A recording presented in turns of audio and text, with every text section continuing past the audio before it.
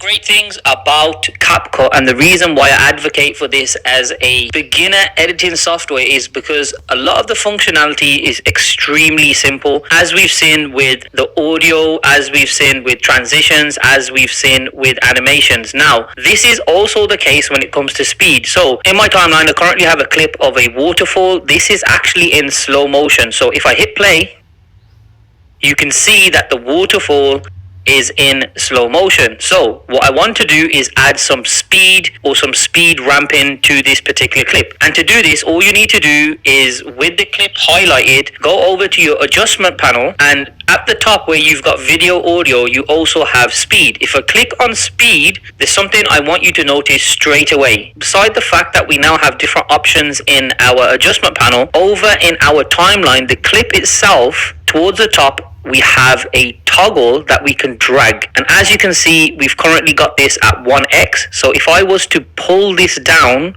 I'm now increasing the speed or the overall speed of the entire clip, and I can drag it all the way down to 2x. This now means that this clip is actually moving a lot faster. In fact, 2x faster. You can also do this over in the adjustment panel. So if I drag this back to its original place, which was 1x, over in the adjustment panel where it says times, we can drag this slider to increase or decrease the amount of time the clip takes. So I can push it down to half, which is 0.5x. Or what I can actually do is change the duration of the clip, so how long the clip actually is. And let's just say we take this all the way to 49 seconds. And as you can see, it's applied the speed transformation automatically. It's a 0.2x if we want the clip at approximately 49 seconds. What you start to realize is when you do play around time and speed, especially when you're trying to slow down a clip, you will start to see a jitter effect occurring across your clip. So if I move this down to 0.6, you'll see if I play this clip,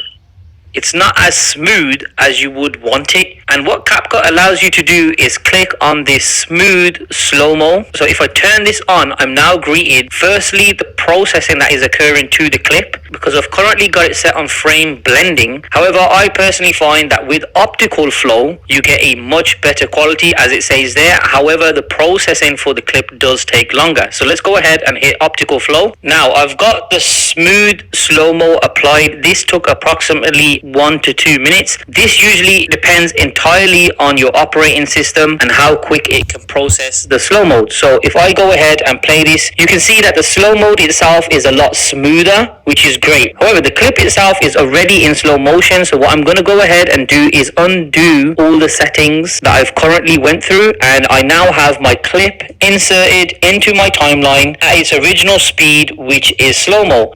And what I want to do now is jump into the next lesson where we're going to talk about the curve function, which will allow you to create speed ramps, speed things up, slow them down, and do it in a particular way, or use particular curves that are already outlined and given to you by CapCut.